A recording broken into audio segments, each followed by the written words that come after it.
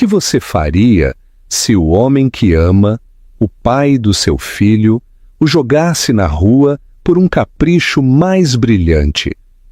Não com um pedido de desculpas, mas com um cheque miserável e a certeza de que, para ele, você era apenas uma mancha a ser apagada. Na elite financeira de São Paulo, nas coberturas de vidro que coroam a Avenida Faria Lima, o poder se mede em metros quadrados e lealdade, mas a lealdade de João Joca Menezes, o magnata imobiliário mais implacável da capital, tinha um preço. E esse preço foi pago por sua noiva, Serena Carvalho, grávida de 6 meses. Ele a trocou por um caso fugaz e um novo troféu.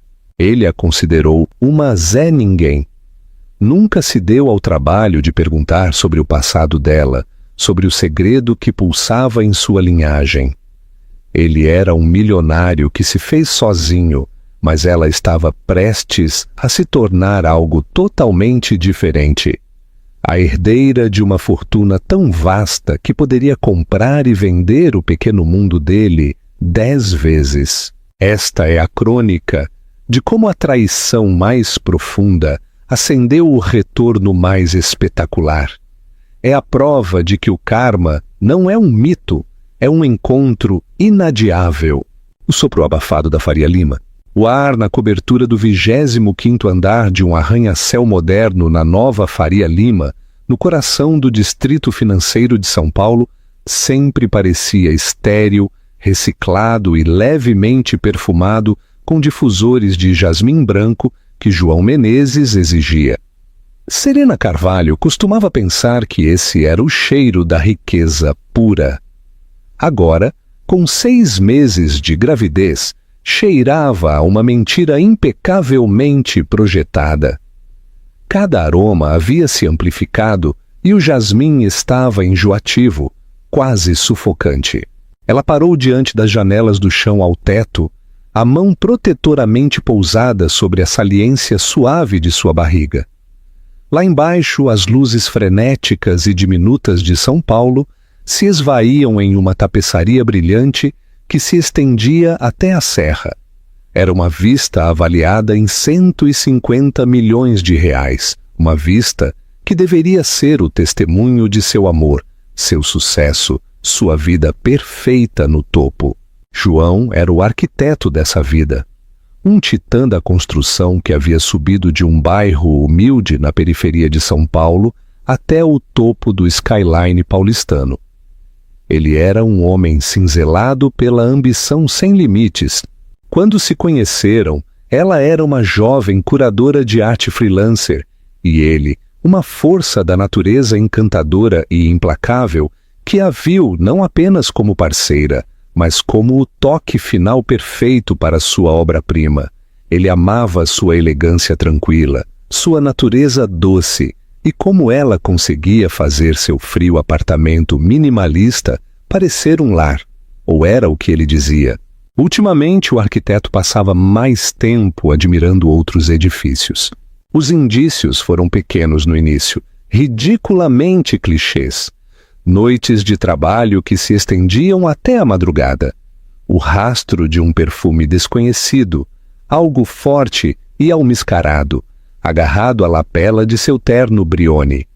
A maneira como ele afastava o telefone dela com um movimento brusco e violento. Quando ela perguntava, ele recorria à arte da manipulação amorosa perfeita. Serena, querida, você está muito sensível. São os hormônios da gravidez, ele dizia, acariciando o cabelo dela. Mas seu toque parecia vazio e ensaiado. Este novo projeto na área da nova Faria Lima é monstruoso. Estou fazendo isso por nós, pelo nosso filho. Ele sempre voltava ao filho, o menino que já haviam decidido chamar de Léo. Era sua carta na manga, a maneira perfeita de fazê-la se sentir culpada e irracional. E por um tempo, ela acreditou. Ela queria acreditar. Ela estava decorando o quarto do bebê com estrelas pintadas à mão, sonhando com os primeiros passos de Léo sobre o mármore italiano. Enquanto isso, João desmantelava metodicamente os alicerces do mundo dela. A primeira rachadura de concreto surgiu em uma terça-feira. João estava no chuveiro, o telefone carregando sobre a penteadeira de mármore. Ele vibrou incessantemente. Serena olhou. Seu coração, um tambor frenético em suas costelas. Ela nunca havia violado a privacidade dele, orgulhosa de sua confiança. Mas a confiança era agora um membro fantasma. Com dedos trêmulos, ela o pegou. A tela se iluminou com mensagens de uma tal Cleo Sampaio. Cleo, a noite passada foi insana. Você é um deus.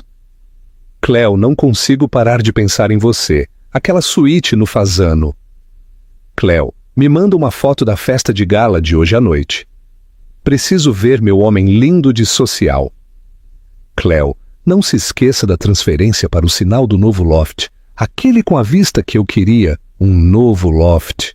As palavras nadaram diante de seus olhos. Não era apenas um deslize, era um investimento. Ele estava construindo uma vida paralela, enquanto ela andava nas ruínas da antiga.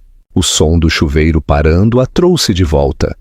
Ela deixou o telefone cair sobre o balcão como se queimasse. Sua mente era um turbilhão de choque e clareza nauseante. Todas as peças se encaixaram. As viagens de negócios para Angra dos Reis, as cobranças extravagantes no cartão Black por joias da Soares que ela nunca recebeu, o desinteresse repentino em sentir o chute do bebê.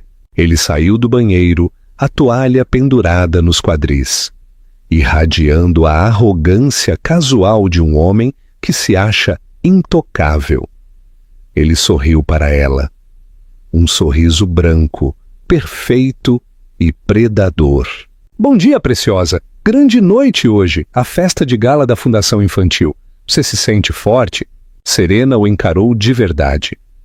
Ela o viu pela primeira vez em meses. Não viu o homem que amava, o pai de seu filho. Viu um estranho bonito, bem vestido, com um coração de gelo e talento para a traição. O aroma de jasmim era avassalador. Ela sentiu uma pontada de náusea. Não me sinto bem, ela conseguiu dizer. Sua voz um sussurro frágil. O sorriso dele não vacilou, mas seus olhos se endureceram quase imperceptivelmente. Que pena! É importante que apresentemos uma frente unida. Meus maiores investidores estarão lá. Você sabe como isso funciona, Serena? Tudo é imagem. Ele caminhou em direção ao seu closet. Vista o vestido azul marinho Pronovias. É elegante e disfarça bem a barriga. Ele não queria celebrar seu futuro filho. Ele queria escondê-lo, queria escondê-la. Nesse instante, Serena entendeu. Ela não era mais uma parceira. Era um acessório.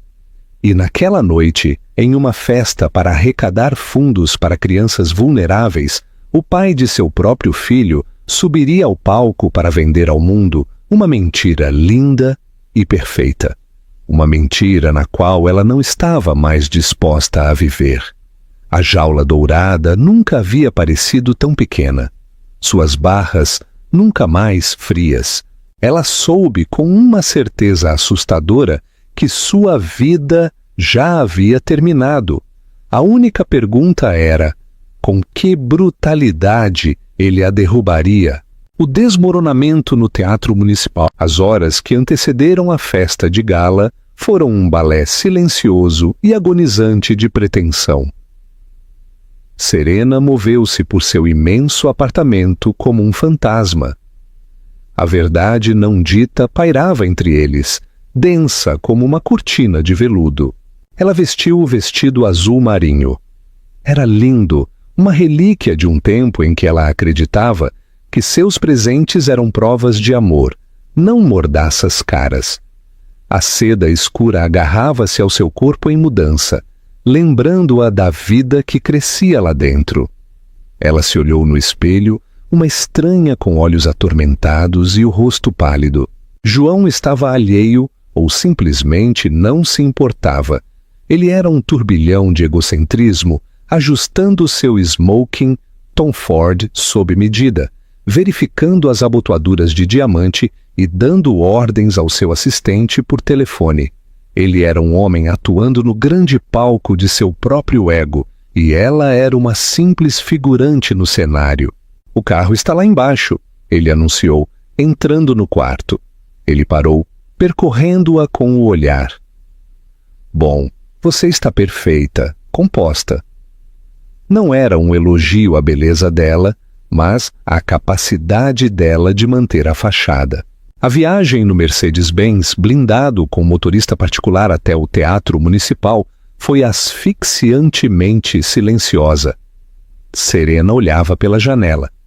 As luzes de São Paulo, que antes a emocionavam, agora pareciam frias e indiferentes. Ela podia sentir a impaciência dele irradiando do outro lado do assento de couro. Ele precisava dela sorrindo, a esposa que adora.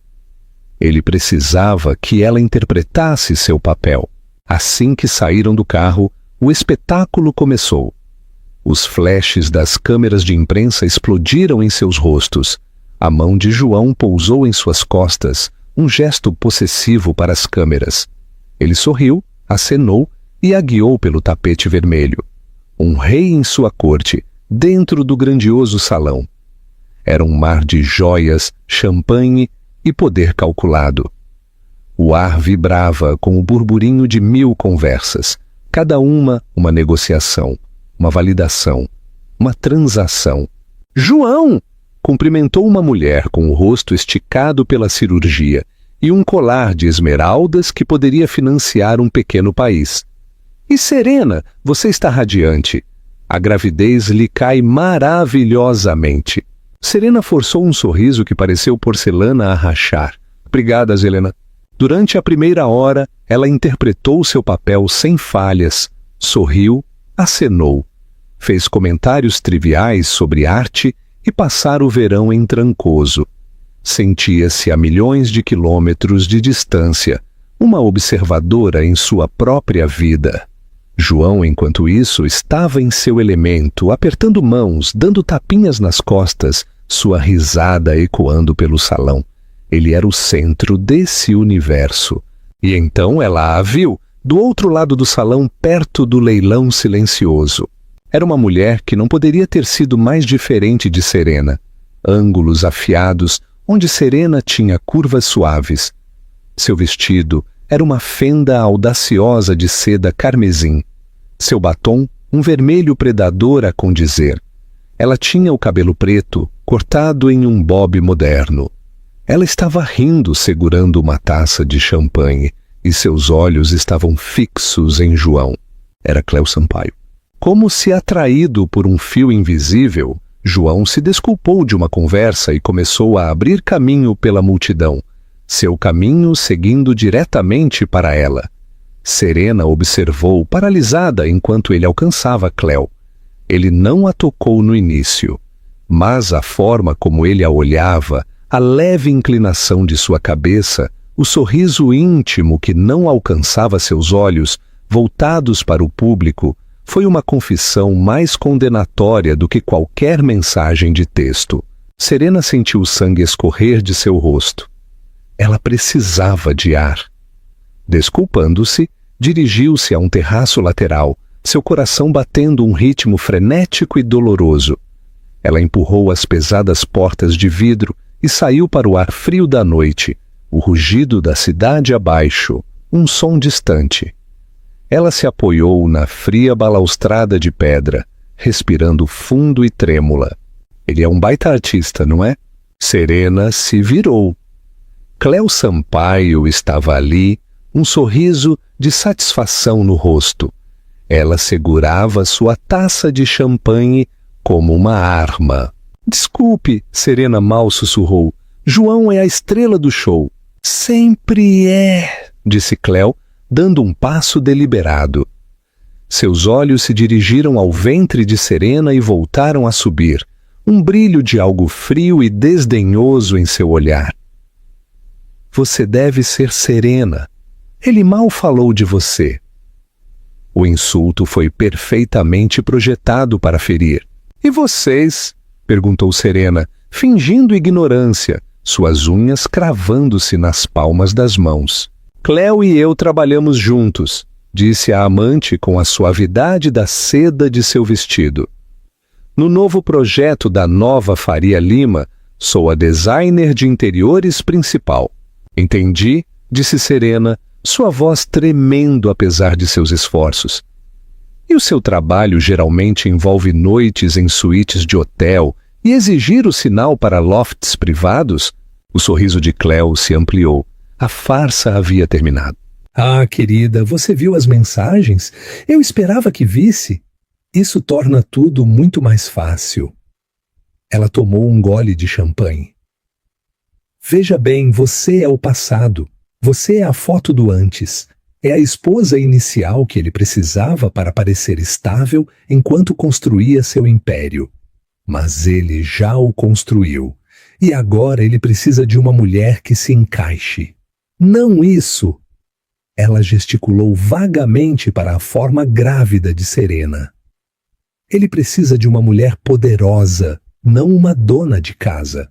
Cada palavra foi um dardo envenenado. Serena sentiu as lágrimas brotarem, quentes e vergonhosas. Antes que pudesse responder, as portas do terraço se abriram novamente. Era João. Seu rosto, que havia sido tão jovial momentos antes, era agora uma máscara de fúria fria. Ele as tinha visto juntas. «Cleo, entre!» ordenou sua voz baixa e perigosa. Cleo lançou a Serena um olhar triunfante e voltou para o salão. João se virou para Serena, seus olhos acesos. «O que diabos você pensa que está fazendo? Dando um showzinho? Tentando me humilhar? Você está me humilhando!» Serena sufocou as palavras, finalmente caindo de seus lábios. «Você está humilhando nosso casamento, nosso filho. Eu sei de tudo, João. Vi as mensagens, o loft, o hotel. Por uma fração de segundo, um flash de pânico cruzou o rosto dele, mas foi substituído por uma parede inquebrável de raiva. Seu charme, sua fachada cuidadosamente construída, desmoronou, revelando o núcleo feio e podre. «Você revistou meu telefone depois de tudo que eu te dei!» Ele sibilou, aproximando-se tanto que ela pôde sentir o cheiro do uísque caro em seu hálito. «Esta vida, esta cobertura, esse vestido que você está usando, eu paguei por tudo. Você não é nada sem mim. Você entrou nisso sem nada e sairá sem nada.» «Eu estou carregando seu filho», ela sussurrou, sua mão voando instintivamente para sua barriga. Ele soltou uma risada curta e cruel. «Um menino com o qual você provavelmente me armou uma armadilha para garantir sua pensão pelos próximos 18 anos. Não vai funcionar. Eu te darei uma indenização pequena, suficiente para você começar em algum lugar longe daqui. Você assinará um acordo de confidencialidade. Não falará sobre isso com ninguém e desaparecerá da minha vida. Está claro?» A crueldade pura e espantosa roubou-lhe o fôlego. Isso não era um casamento desmoronando. Era uma aquisição hostil. Ela havia sido um negócio e seu contrato estava sendo rescindido. «Não», disse ela, uma faísca de desafio acendendo dentro dela. «Eu não vou desaparecer.» «Você vai», disse sua voz, caindo em uma calma aterrorizante. «Ou farei da sua vida um inferno. Eu te arrastarei para uma batalha pela custódia que você não tem a menor chance de vencer. Pintarei a imagem de uma golpista instável, caçadora de fortunas para o mundo, e vencerei, porque eu sou João Menezes e eu sempre, sempre venço.» Ele se virou e retornou à festa, deixando-a sozinha no terraço, o vento frio açoitá-la. A linda festa resplandecente no interior do teatro parecia de repente grotesca, uma dança de demônios. O desmoronamento havia sido completado. Ele não apenas partiu seu coração, ele ameaçou apagar sua própria existência. Ela estava parada à beira de um abismo, e o homem que ela havia prometido amar para sempre havia lhe dado um último e brutal empurrão. O abismo da periferia. O despejo foi rápido e impiedoso. Serena nem sequer teve tempo de processar o confronto. Quando ela voltou para a cobertura em um táxi que havia pago com os últimos R$100 de sua bolsa, seu cartão de acesso já estava desativado. Um segurança de queixo quadrado que a cumprimentava pelo nome todos os dias durante 3 anos estava parado ao lado do elevador privado, seus olhos se recusando a encontrar os dela.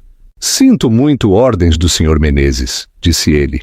"Mas minhas coisas, minhas roupas, meus pertences pessoais, o quarto do bebê..." Sua voz falhou. Ela havia passado semanas montando o berço com amor, dobrando roupinhas minúsculas e pintando um mural suave de lua e estrelas na parede. Um serviço de entrega fará a remessa de algumas caixas de seus efeitos pessoais para um endereço de sua escolha. Amanhã, recitou o guarda, seu tom inexpressivo. O assistente do Sr. Menezes entrará em contato para acertar. Era a linguagem de uma demissão corporativa, não o fim de um casamento. Ela estava sendo reduzida de pessoal. Ela ficou ali, no hall opulento e silencioso, vestida com um vestido de R$10.000, sem chave, sem carteira e sem um lugar para ir. As contas bancárias conjuntas, ela logo descobriria, haviam sido sistematicamente esvaziadas, deixando apenas algumas centenas de reais. Os cartões de crédito em seu nome, cancelados. João estava planejando isso há semanas, cortando meticulosamente cada corda que a conectava à sua vida e sua fortuna. Suas primeiras chamadas foram para a caixa postal. Amigos ou pessoas que ela pensava que eram amigos estavam, de repente, indisponíveis. Eles eram amigos dele. Ela percebeu com uma pontada nauseante. Sua lealdade pertencia ao homem que organizava as festas extravagantes e financiava suas fundações favoritas. Desesperada, ela ligou para a única pessoa com quem sabia que podia contar.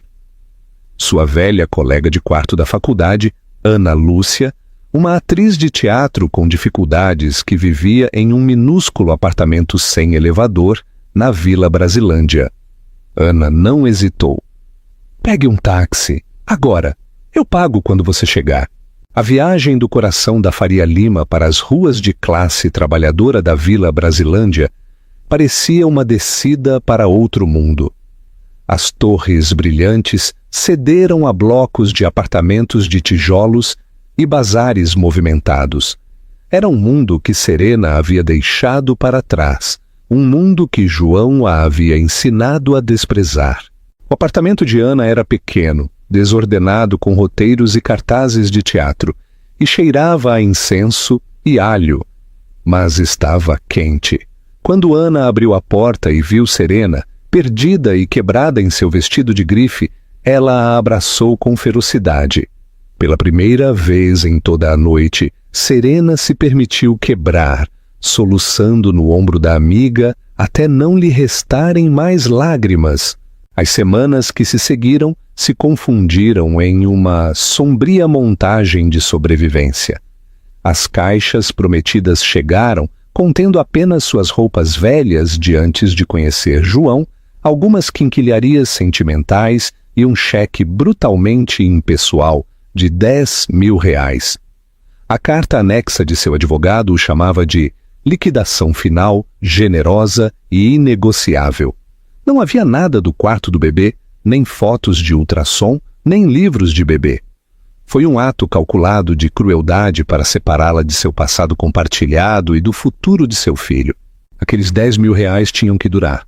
Serena encontrou um pequeno e sombrio apartamento no subsolo de uma área menos desejável na periferia de Osasco. Estava úmido. A única janela dava para uma parede de concreto. E as discussões do vizinho de cima eram uma trilha sonora constante. Mas era dela. Ela comprou um colchão de segunda mão, um fogão elétrico e alguns móveis desiguais. Seus dias se passavam navegando pela burocracia dos serviços sociais, solicitando o auxílio maternidade e tentando encontrar trabalho freelancer. Ninguém queria contratar uma curadora de arte grávida de 8 meses e sem referências recentes. Seu mundo havia encolhido das vistas amplas de São Paulo para as 4 paredes úmidas de um quarto subterrâneo. A vergonha era um peso físico. Uma tarde, enquanto esperava na fila de um sopão comunitário, viu uma revista de fofocas na banca de jornal. Na capa, João e Cléo radiantes.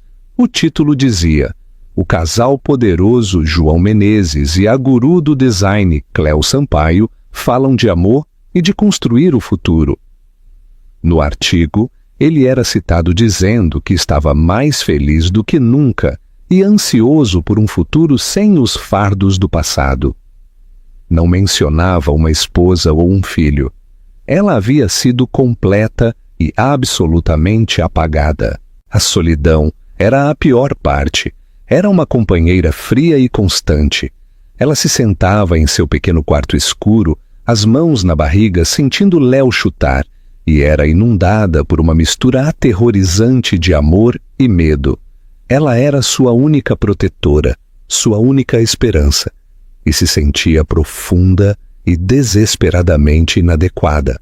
Algumas noites, o desespero era tão profundo que ela mal conseguia respirar. Ela se aninhava em seu colchão com caroços, as sirenes uivando lá fora, e se perguntava como ia sobreviver.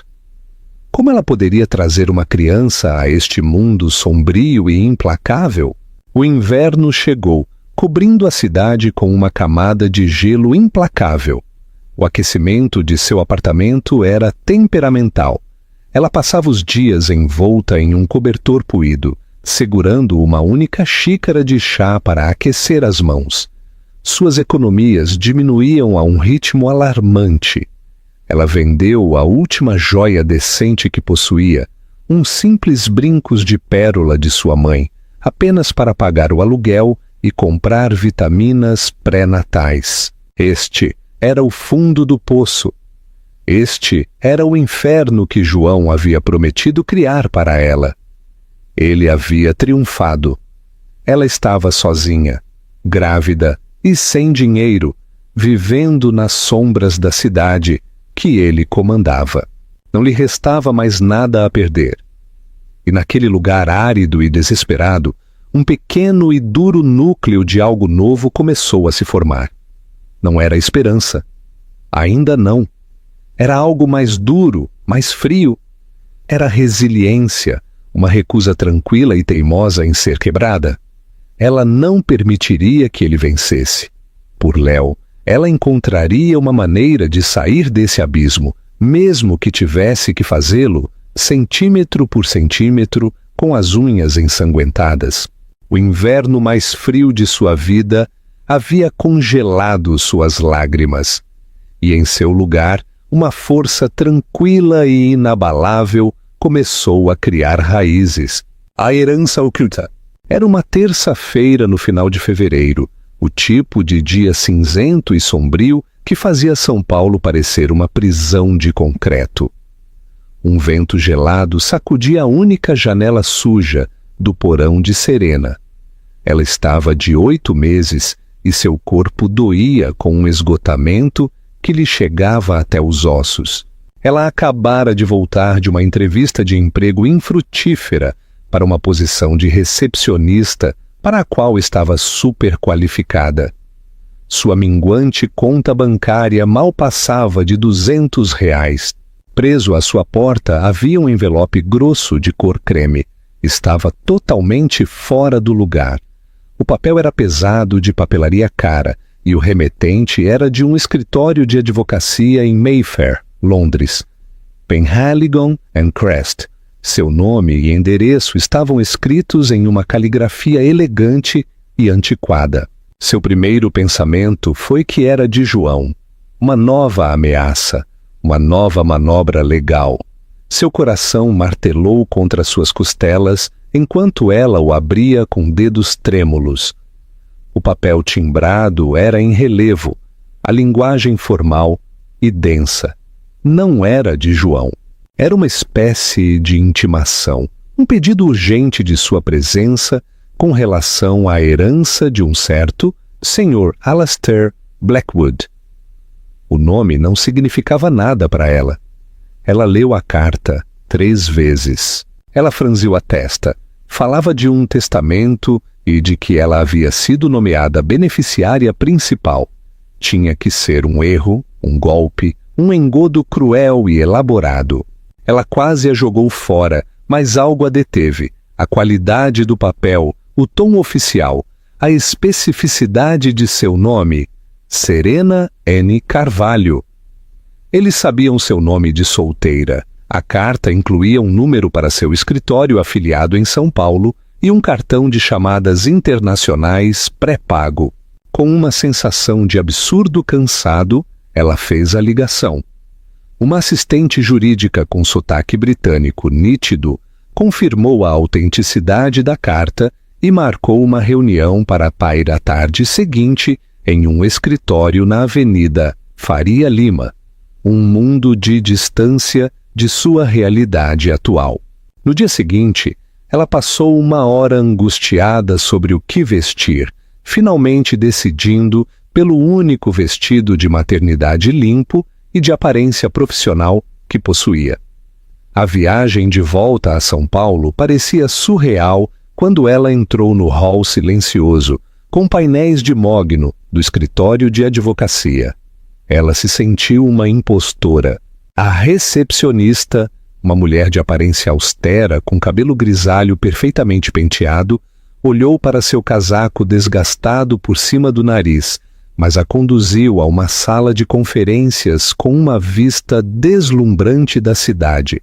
Minutos depois entrou um homem de cerca de 60 e poucos anos, alto e impecavelmente vestido em um terno de Savile Row, com olhos gentis e inteligentes por trás de óculos de armação de metal. Ele exalava uma aura de competência calma e inabalável. Senhora Menezes? Ou prefere senhorita Carvalho? Ele perguntou, sua voz um barítono suave e melódico. Ele não esperou por uma resposta. Diremos, senhorita Carvalho. Eu sou Arthur Penhaligon. Ele apertou a mão dela. Seu aperto foi firme e tranquilizador. Acho que houve um erro, começou Serena imediatamente. Não conheço ninguém chamado Alastair Blackwood. O Sr. Penhaligon esboçou um pequeno e triste sorriso. Por favor, sente-se. Alastair Blackwood era seu avô materno. Serena olhou para ele, estupefata. Meu avô? Isso é impossível. Minha mãe era órfã. Os pais dela morreram em um acidente de carro quando ela era um bebê.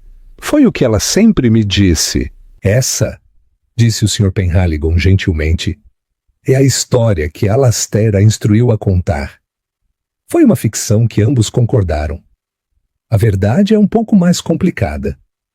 Ele fez uma pausa, escolhendo suas palavras com cuidado. Sua mãe, Eleanor Blackwood, não era órfã. Ela era a única filha de Alastair, sua filha amada. Mas ela se apaixonou por um homem que ele não aprovava. Seu pai, um humilde bibliotecário universitário. Alastair era um homem de imensa riqueza e influência. Ele vinha de uma fortuna muito antiga. Ele esperava que sua filha se casasse dentro de seu círculo.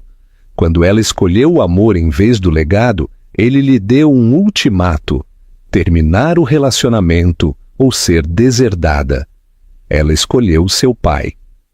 A história era tão extravagante, tão dramática, que parecia tirada de um romance. Serena sentou-se em silêncio atordoado enquanto ele continuava. Alastair a cortou completamente. Ele era um homem orgulhoso e obstinado, e lamentou profundamente sua decisão, especialmente após a morte prematura de sua mãe, há uma década. Ele tentou encontrá-la, mas você tinha acabado de se casar com o Sr. Menezes e mudou seu nome. Havia, para todos os efeitos, desaparecido em uma nova vida. Ele respeitou a escolha de sua mãe e decidiu observá-la à distância, sem nunca querer se intrometer. Ele faleceu há 2 semanas, aos 94 anos. O Sr. Penhaligon deslizou um documento sobre a mesa polida. Era a primeira página do testamento de Alastair Blackwood. Ele passou os últimos 40 anos de sua vida construindo um dos maiores impérios logísticos e tecnológicos privados do mundo, a Blackwood Global Holdings. Ele nunca se casou novamente e não teve outros filhos. Em seu testamento, ele nomeou sua mãe como sua única herdeira. Em caso de falecimento dela, toda a herança passa para sua única descendente viva, para você, senhorita Carvalho. Os olhos de Serena escanearam a página, sua mente lutando para compreender as palavras. Toda a herança. Ela repetiu fracamente. O que isso significa? O Sr. Penhaligon olhou diretamente para ela, seu olhar firme e gentil. Significa que você é agora a única proprietária da Blackwood Global Holdings. O portfólio inclui interesses de controle em linhas de navegação globais, várias startups de tecnologia importantes, um vasto portfólio imobiliário internacional e um fundo de private equity.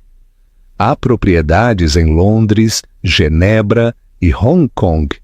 E há, é claro, o capital líquido. Ele fez uma pausa, deixando o peso de suas palavras penetrar. Senhorita Carvalho, eu sei que isto é um choque. Para ser preciso, após a legalização, seu patrimônio líquido estará na vizinhança de 150 bilhões de reais. O número não se registrou. Era uma abstração, uma cadeia de zeros, sem conexão com sua realidade de contar moedas para a passagem de metrô. 150 bilhões. O patrimônio líquido total de João, a fortuna sobre a qual ele havia construído sua identidade, era estimado em cerca de 200 milhões. Era um erro de arredondamento na herança Blackwood. Ela começou a rir. Não era uma risada alegre. Era a risada histérica e desequilibrada de uma mente empurrada além de seus limites. Ela riu até que as lágrimas escorreram pelo seu rosto. Lágrimas de choque, de dor pela família que nunca conheceu, e de uma ironia selvagem e inacreditável que era quase cruel demais para ser real. O Sr. Penhaligon esperou pacientemente até que sua risada se acalmasse em respirações trêmulas. Eu entendo que isto é avassalador, ele disse suavemente. O Sr. Blackwood previu isso. Ele deixou instruções muito específicas. O propósito da minha firma é guiá-la, protegê-la e ajudá-la a assumir o controle de seu legado. Nosso primeiro ponto de ordem é sua segurança e bem-estar imediatos. Uma residência segura foi providenciada. Uma equipe está de prontidão para lidar com todas e quaisquer de suas dificuldades atuais. Seus olhos tinham um brilho de outra coisa, um profundo desdém profissional. Fizemos uma verificação de antecedentes completa, é claro. Estamos muito cientes de sua situação com o Sr. Menezes. Serena olhou para sua barriga inchada, para a vida que João havia desconsiderado e descartado. Ela pensou no porão úmido, nas filas da sopa comunitária, no desespero esmagador. E então ela olhou pela janela, o skyline da cidade, para as torres de vidro e aço, onde homens como João Menezes brincavam de ser Deus. Ele a havia jogado na sarjeta, acreditando que ela não era nada. Ele não tinha ideia de que ela era a herdeira de um reino que fazia o dele parecer um castelo de areia infantil. O golpe leve do destino não apenas abriu uma porta, abriu um buraco na parede de sua prisão, revelando um mundo de poder e possibilidades que ela nunca poderia ter imaginado. O choque estava começando a se dissipar, substituído por um pensamento frio, claro e galvanizador. Isto não era apenas um salva-vidas, era uma arma, e ela aprenderia a abrandi-la. A arquiteta da vingança. A transformação foi tão rápida quanto absoluta. Poucas horas depois de sair do escritório de Arthur Penhaligon, a antiga vida de Serena deixou de existir. Um Cadillac Escalade preto e blindado atirou do mundo dos apartamentos sem elevador e das grades de Osasco. Seu novo lar era todo o andar superior de uma discreta torre residencial, ultra segura no bairro dos Jardins, um edifício à prova de paparazzi, com elevador privado e uma equipe de segurança dedicada. O apartamento era uma extensão de luxo sóbrio, com madeiras quentes, tecidos macios e vistas deslumbrantes de 360 graus de São Paulo. Era opulento, mas ao contrário da cobertura fria de João, parecia um santuário. Em uma mesa da sala de estar havia uma pequena fotografia emoldurada de uma jovem bonita e sorridente com os olhos de Serena. Uma nota do Sr. Penhaligon estava ao lado. Sua mãe, Eleanor. Seu avô aguardava em sua escrivaninha. Os primeiros dias foram um borrão de atividade administrada. Uma equipe de profissionais discretos desceu sobre sua nova vida. Um chefe pessoal preparava refeições nutritivas para sua gravidez. Um consultor financeiro lhe deu uma visão geral, simplificada de seus novos ativos. Um chefe de segurança detalhou as medidas tomadas para sua segurança e a de seu filho por nascer. Ela recebeu um novo telefone, um novo laptop e um simples cartão de crédito preto sem limite estabelecido. A primeira compra que ela fez foi um casaco de inverno novo e quente. Mas isso não se tratava de se entregar ao luxo. Arthur Penhaligon foi um mentor firme e metódico.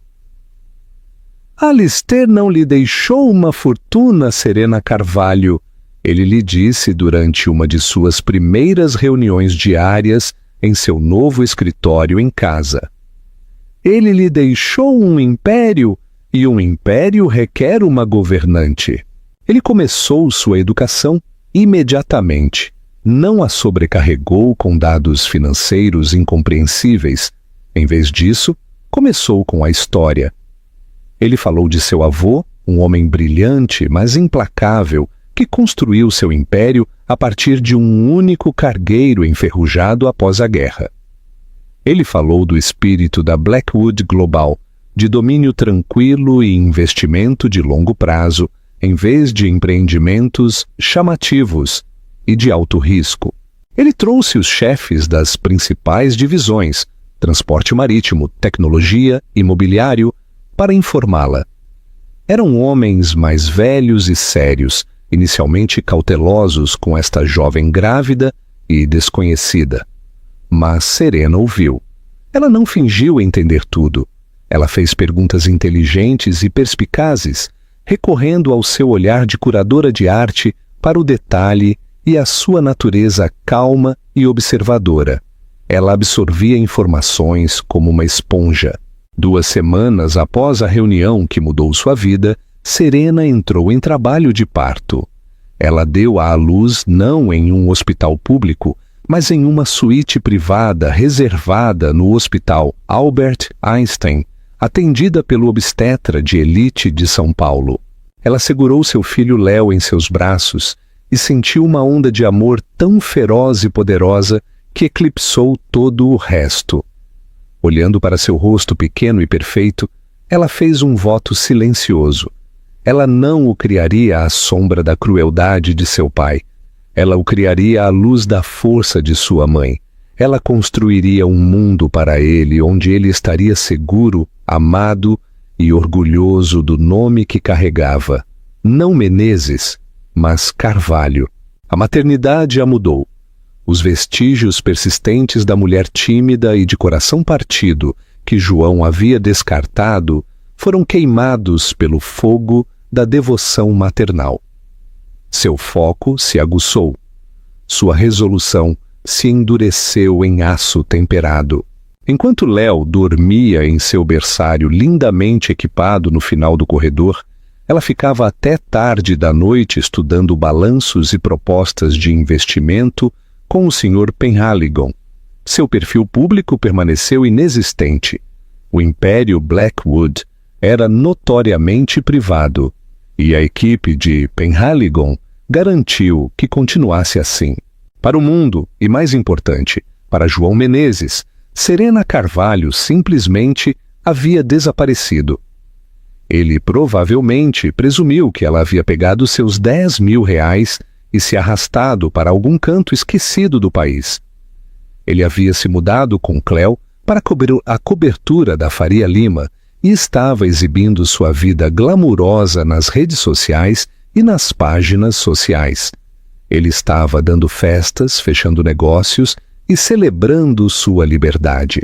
Ele não tinha ideia de que um titã financeiro estava sendo forjado em um apartamento tranquilo, a menos de 8 quilômetros de sua porta. A primeira grande decisão executiva de Serena veio 3 meses após o nascimento de Léo. A divisão de tecnologia da Blackwood Global tinha a oportunidade de adquirir uma startup de energia verde inovadora, mas com dificuldades. O conselho estava dividido. Era um risco. Os números eram limítrofes. Serena passou uma semana entrevistando pessoalmente os jovens e apaixonados engenheiros da startup. Ela não viu o que a empresa era, mas sim o que ela poderia se tornar. Isso ressoou com seu desejo de construir um futuro melhor para seu filho. Nós a adquiriremos, ela anunciou em uma videoconferência com o conselho, e financiaremos totalmente sua pesquisa e desenvolvimento. Isso não é sobre lucro de curto prazo, é sobre legado. Seu tom era calmo, silencioso, mas continha uma nota de comando inconfundível. O conselho, acostumado à liderança decisiva de Alistair, reconheceu o mesmo núcleo de aço em sua neta. Eles votaram por unanimidade a favor. Foi seu primeiro sabor do verdadeiro poder, e ela descobriu que lhe caía bem. Ela também começou a mudar fisicamente. A presença silenciosa, quase apologética, tinha sumido. Com a ajuda de um personal trainer e uma estilista, ela recuperou sua força. Ela cortou seu cabelo longo em um estilo sofisticado na altura dos ombros. Seu guarda-roupa foi reconstruído com peças elegantes e sob medida de designers como The Row e Loro Piana. Roupas que sussurravam riqueza em vez de gritar. Quando ela se olhou no espelho, não viu mais uma vítima. Ela viu a CEO da Blackwood Global Holdings. Ela viu a mãe de Léo. Uma tarde, o Sr. Penhaligon se aproximou dela com um novo arquivo. Era grosso e detalhado. "É hora", ele disse simplesmente. Ela o abriu. Dentro havia um dossiê completo e exaustivo sobre a Menezes Properties. Detalhava cada empréstimo, cada investidor, cada acordo pendente, cada vulnerabilidade legal. Todo o império de João estava exposto em algumas centenas de páginas. Seu projeto mais ambicioso, o que ele havia chamado de seu acordo monstruoso, era uma torre residencial de luxo na área da Nova Faria Lima. Ele estava alavancado ao limite para financiá-lo, dependendo de uma rodada final de financiamento de uma empresa de investimento suíça para concluí-lo. A firma suíça Vector Capital tem sido uma parceira silenciosa da Blackwood Global por mais de 30 anos, disse o Sr. Penhaligon com um leve e sombrio sorriso. Eles nos devem muita lealdade, estão, digamos, abertos à nossa orientação sobre este assunto. Serena levantou os olhos do arquivo, seus olhos frios e claros como diamantes. João havia tentado destruir o futuro dela. Agora ela tinha o dele em suas mãos. A herdeira passou meses aprendendo seu novo papel, consolidando seu poder e curando suas feridas. O tempo de se esconder havia acabado. O tempo do acerto de contas havia começado. O acerto de contas, a queda de João Menezes, não foi uma explosão barulhenta e dramática, mas uma implosão silenciosa e calculada, orquestrada do sereno escritório em casa da mulher que ele havia tentado apagar. A vingança de Serena não nasceu da paixão frenética, mas de uma estratégia fria como gelo. Ela abordou o desmantelamento de seu império com a mesma precisão meticulosa que ela usava para curar uma exposição de arte. Cada peça tinha seu lugar, cada movimento seu propósito. O primeiro passo foi silencioso, agindo sob a autoridade de Serena. A Vector Capital, o crucial investidor suíço de João, retirou sua linha de crédito de 800 milhões de reais para o projeto da nova Faria Lima, citando uma reestruturação repentina da carteira. O aviso oficial foi entregue por meio de um e-mail estéril e desprovido de emoção. Para João, isso foi uma catástrofe. A notícia chegou à sua mesa em uma segunda-feira de manhã. Ele estava superalavancado, com empreiteiros exigindo pagamento e prazos iminentes. Sem essa rodada final de financiamento, todo o projeto, a joia da coroa de sua carreira, entraria em colapso. Ele se apressou, ligando para seus contatos na Vector, mas encontrou uma parede educada e impenetrável de jargão corporativo. A decisão era final. O pânico começou a se instalar. Ele começou a ligar para outros bancos, outros investidores, tentando garantir uma nova linha de crédito. Mas a notícia viaja rápido no mundo das altas finanças. A retirada repentina de uma firma conservadora, como a Vector, foi uma bandeira vermelha massiva. Ninguém queria tocar em um projeto que de repente era radioativo. Cada porta em que ele bateu foi fechada educadamente, mas com firmeza, em seu rosto. O segundo movimento veio uma semana depois. Uma subsidiária pouco conhecida da divisão imobiliária da Blackwood Global, uma empresa fantasma chamada Bedrock Acquisitions, começou a comprar silenciosamente a dívida corporativa que a Menezes Properties tinha com seus principais credores. João havia usado alavancagem agressiva para construir sua empresa, emprestando pesadamente contra seus ativos existentes. A Bedrock Acquisitions, transbordando com um dinheiro quase ilimitado do império Blackwood, comprou essa dívida por uma ninharia de bancos que agora estavam nervosos com um possível calote. Em 2 semanas, Serena, através de sua empresa fantasma, havia se tornado a principal credora de João. Com efeito, ele agora estava em dívida com ela. Ele não tinha ideia, é claro. Ele apenas sabia que seu mundo financeiro estava encolhendo. As paredes estavam se fechando em uma velocidade aterrorizante. A pressão começou a aparecer. O magnata confiante e arrogante foi substituído por um homem atormentado e desesperado.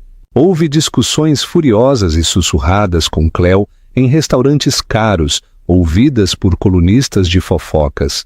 Cleo, que havia sido atraída por seu poder e sucesso, tinha pouca paciência para seu estresse e seus crescentes fracassos. As compras desenfreadas diminuíram, depois pararam. A conversa de um verão em um iate no Mediterrâneo foi substituída por um silêncio tenso. O ato final foi uma obra-prima de teatro corporativo. Com o projeto da nova Faria Lima à beira da execução hipotecária, surgiu um novo comprador, uma misteriosa holding ultra-privada. outra das criações de Serena, chamada Phoenix Legacy Group, fez uma oferta para comprar todo o projeto paralisado, juntamente com o interesse de controle na Menezes Properties, por uma fração de seu valor original. Era uma oferta baixa, um insulto. Mas era a única oferta na mesa.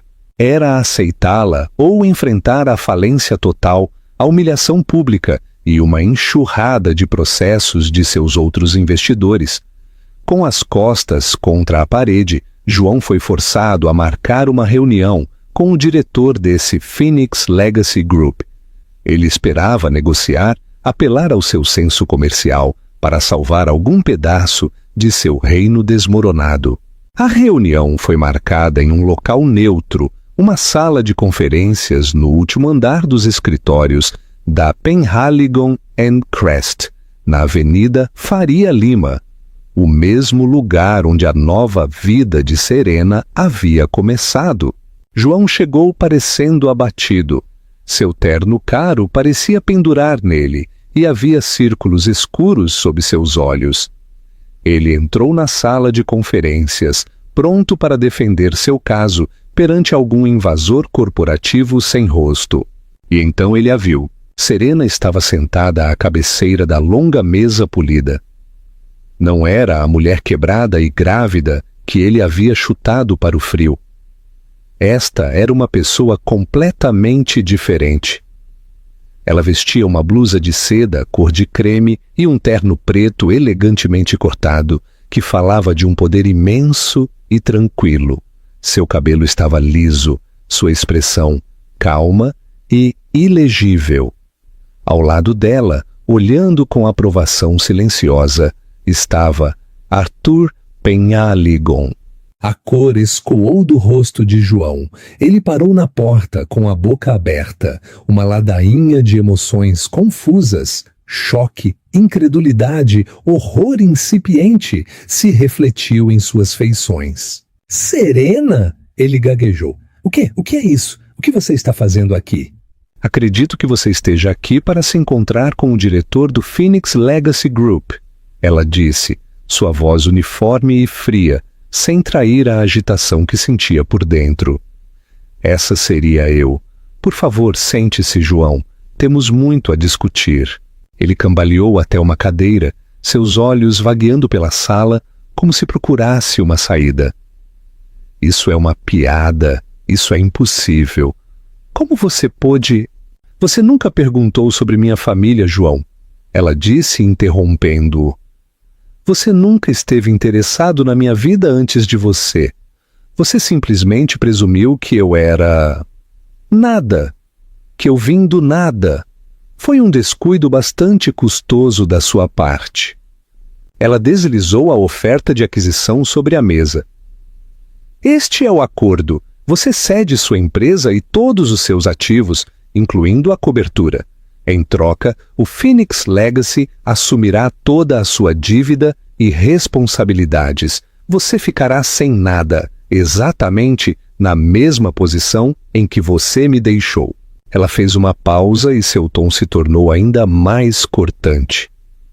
Mas estou me sentindo generosa, não vou te deixar na rua. Eu providenciei uma indenização, R$10.000. Ela empurrou um cheque administrativo sobre a mesa, a mesma quantia que ele havia lhe dado. O simbolismo foi brutal e aterrissou com a força de um golpe físico. Ele olhou para ela, seu rosto uma máscara de desespero. A arrogância se foi, substituída por uma fraqueza patética e suplicante. Serena, por favor, não faça isso. Eu sinto muito. Eu fui um tolo. Podemos consertar isso. Pense no nosso filho. Era a primeira vez que ele mencionava Léo em quase um ano. A súplica desesperada e transparentemente manipuladora a enojou. O nome dele é Léo Carvalho. Sua voz soou com um tom de gelo. E você nunca mais pronunciará o nome dele. Você renunciou ao direito de ser o pai dele quando jogou a mãe dele no frio com nada além de um vestido e um coração partido. Isto não é sobre emoção, João. Isto é negócio. Você me ensinou isso. A imagem é tudo. Apresentar uma frente unida. Estas foram suas lições. Ela se levantou, sinalizando o fim da reunião. Você tem 24 horas para assinar. Se você recusar, exigiremos sua dívida. E eu, pessoalmente, vou garantir que você fique tão enterrado em litígios que nunca mais verá a luz. Arthur irá acompanhá-lo até a saída. João ficou balbuciando, um homem quebrado em uma sala que simbolizava sua derrota completa e absoluta. Enquanto Serena saía, ela não sentiu uma onda de alegria triunfante. Ela sentiu uma tranquila e solene sensação de encerramento. Ela não o havia destruído por ódio. Ela o havia feito para proteger o futuro de seu filho e para recuperar sua própria narrativa. O arquiteto de sua dor estava agora preso nas ruínas de sua própria criação, enquanto ela, a mulher que ele havia considerado sem valor, era a arquiteta de tudo. O karma havia sido entregue não pelo destino, mas por sua própria mão. Epílogo: A Rainha de São Paulo. Nas semanas seguintes à aquisição hostil, os últimos vestígios do mundo de João Menezes foram varridos. A notícia de sua espetacular queda se espalhou pelos círculos financeiros e sociais de São Paulo. A mídia, que antes havia celebrado seu gênio, agora se regozijava com sua queda, pintando-o como um conto de advertência, de soberba e ganância. Sua foto não estava mais na capa da Exame, mas estampada nas páginas da Folha, mostrando-o desgrenhado e abatido ao sair do escritório de seu advogado. Cléo Sampaio, fiel à sua natureza, abandonou o navio afundando no momento em que o dinheiro acabou. Ela deixou a cobertura antes que a tinta secasse nos papéis de aquisição, levando consigo uma pequena fortuna em joias e roupas de grife. Seu último tiro foi uma entrevista anônima mordaz com um blog de fofocas que detalhava os fracassos de João e o rotulava de tóxico. Ele perdeu sua amante, sua reputação e seu status em um único golpe. A vida linda pela qual ele havia matado seu casamento havia se revelado nada mais do que uma miragem. Serena nunca mais voltou à cobertura da nova Faria Lima. O lugar abrigava muitos fantasmas. Em vez disso, ela fez com que todo o apartamento fosse profissionalmente limpo e doou o conteúdo para uma instituição de caridade que ajudava a mobiliar casas para sobreviventes de abuso doméstico. O apartamento em si se tornou um ativo corporativo do Phoenix Legacy Group. Ela não tinha desejo de viver no monumento à sua dor passada. Seu lar era o santuário quente e cheio de luz nos jardins, com os balbucios felizes de Léo ecoando pelos corredores. Uma tarde, um mês após a aquisição, ela recebeu uma ligação de Ana. Você não vai acreditar em quem está trabalhando na lanchonete perto do meu apartamento, disse ela. Era João. Despojado de seus ativos e reputação, com os honorários legais em alta, ele havia sido forçado a aceitar um emprego servil para sobreviver. O rei do setor imobiliário de São Paulo estava agora servindo cafezinhos na lanchonete do metrô.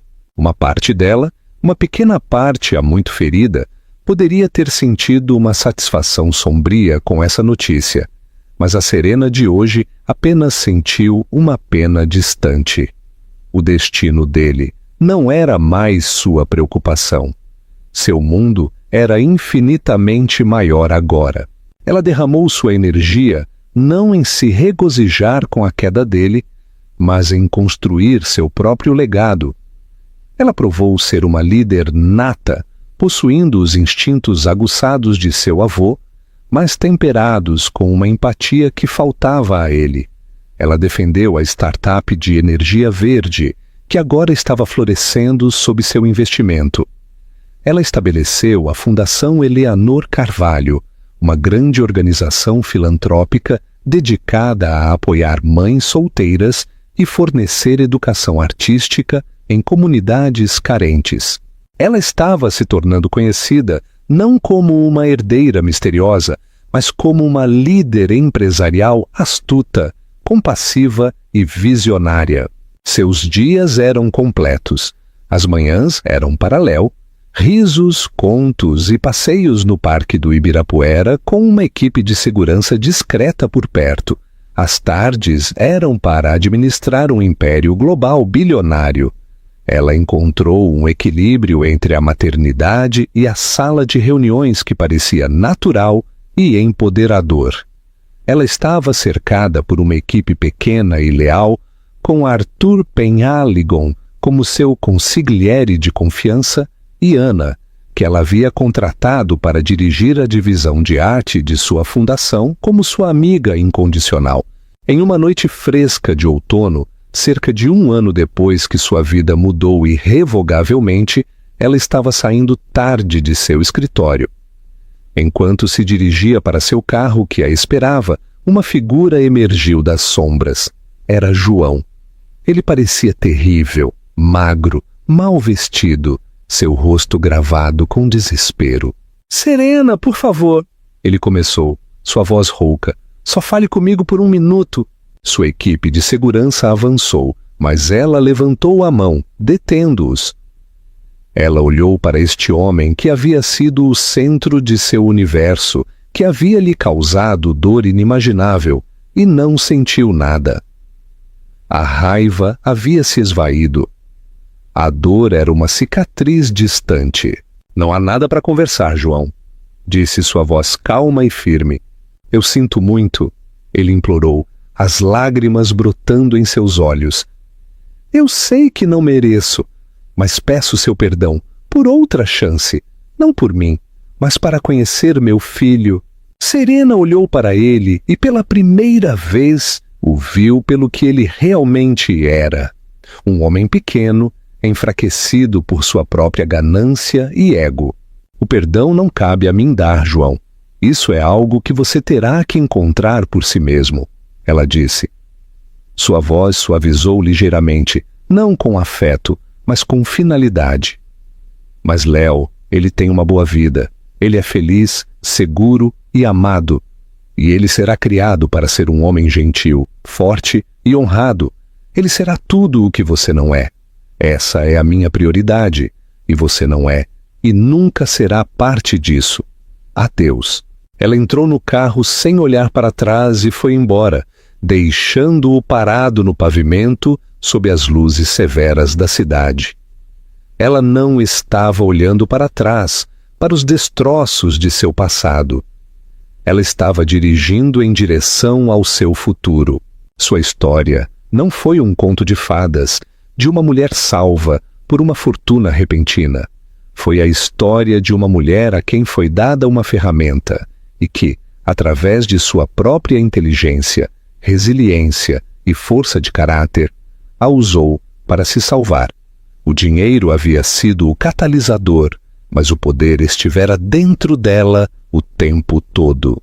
Enquanto o carro acelerava pelas ruas brilhantes de São Paulo, ela sorriu.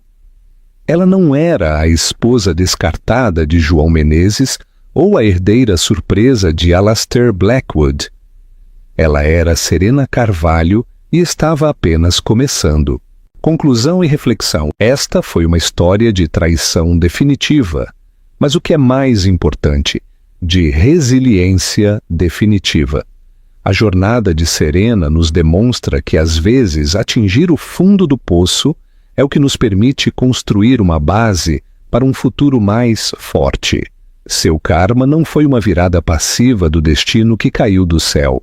Foi um caminho que ela mesma trilhou, usando os recursos que lhe foram dados para corrigir um erro terrível e construir um legado de força para seu filho. Isso nos lembra que nosso verdadeiro valor nunca é definido por quem estamos ou o que temos, mas pela força que encontramos dentro de nós mesmos quando tudo está perdido.